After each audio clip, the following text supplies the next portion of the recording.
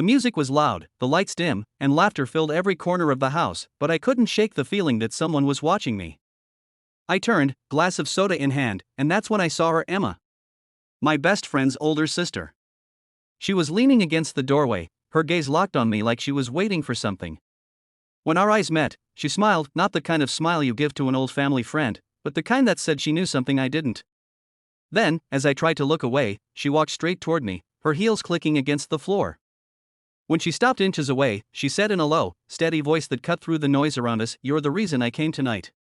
In that instant, the world seemed to slow down. I forgot the crowd, the music, even my own breath. I had no idea that those words would change the course of both our lives that night, and everything I thought I knew about love, regret, and second chances. It all started a few years earlier, back when I used to spend almost every day at my friend Ryan's house. His older sister, Emma, was in college back then, mature, confident, and miles out of my league. To me, she was just this beautiful, unreachable presence who floated in and out of the house, always with that quiet kind of strength that made everyone respect her. I was 16 then, and she was 22. But I remembered her laughter, the way she teased me for being shy, and the kindness she showed when she thought no one was watching. Then she left for a job in another city, and just like that, she became a memory. Ryan never mentioned her much, and I didn't ask. Life moved on. I finished school, started working, and our little group drifted apart. Until tonight, Ryan's birthday. He'd invited everyone, even some old faces I hadn't seen in years. I came thinking it would just be another night of jokes and memories. I didn't expect her. When Emma walked into the room, it felt like time had folded in on itself. She looked different. Older, but in a way that only made her more striking. Her hair was tied back loosely, her eyes searching the crowd until they found mine. That's when everything inside me shifted. Long time, huh? I managed to say, forcing a laugh. Too long, she replied, her voice softer than I remembered. You've changed. So have you. Have I? She smiled faintly. Or maybe you just see me differently now. Before I could answer, Ryan came over, cheerful and drunk enough to interrupt the tension that was building. He hugged me, dragged me away to meet people, and for a while, I lost sight of her. But every time I glanced across the room, she was there watching. Not in a weird way, but like she was waiting for the right moment. That moment came later in the night. The music had slowed, most people had moved outside, and I was standing near the balcony when she approached again.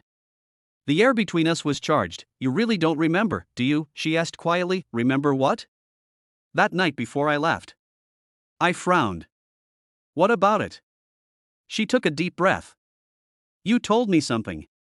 Something I didn't forget. And just like that, the memory came back. The night before she moved away, I caught her sitting on the porch, crying after a fight with her then boyfriend. I was just a kid, awkward and unsure, but I told her, one day, someone's going to love you the way you deserve, and if it were me, I'd never let you cry like this. I hadn't thought about that in years. I'd meant it, but I never believed she took it seriously. I thought you forgot, I said, my voice barely above a whisper. I tried to, she admitted. But I couldn't. Every time something fell apart in my life, I'd think about that night and your words. I swallowed hard. So, why now? She looked up at me, eyes glistening under the soft light. Because when Ryan said you'd be here, I knew I had to see for myself if you still meant it. I didn't know what to say. She wasn't just beautiful, she was raw, honest, and vulnerable in a way that made my heart ache. But she was still my best friend's sister. The invisible line between us suddenly felt impossibly real. I don't want to hurt anyone, I said quietly, and I don't want to hide anymore, she replied, taking a small step closer. I've spent years pretending to be strong, pretending I didn't care, but I do. You were a boy then. You're not anymore. I could feel her breath, her words wrapping around me like gravity itself.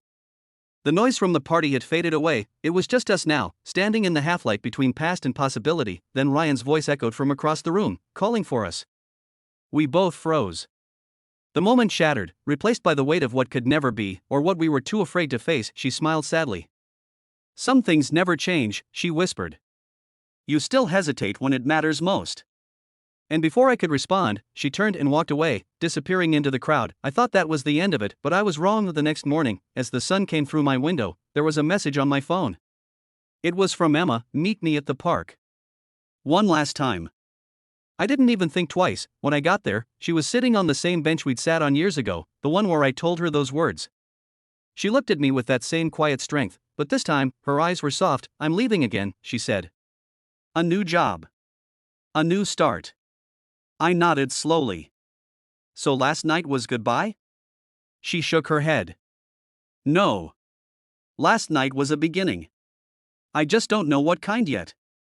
For a moment, we sat in silence. Then she reached out and took my hand firmly, like she didn't want to let go. Maybe someday, she said. When the timing's right. I wanted to say something back, to tell her that timing didn't matter, that I'd waited this long, but the words stuck in my throat. She smiled faintly, stood up, and walked away down the path, her figure fading into the golden light, and as I sat there, the wind brushing through the trees, I realized something she probably already knew. Some people walk into your life once and never really leave, because when someone tells you, "You're the reason I came tonight," it isn't about the party, it's about finding the courage to say what's been in your heart all along. And though we walked separate paths that day, I knew our story wasn't over. Not yet. Maybe love isn't about timing at all, maybe it's about remembering who made you believe in it and never letting go of that truth, no matter how many years pass.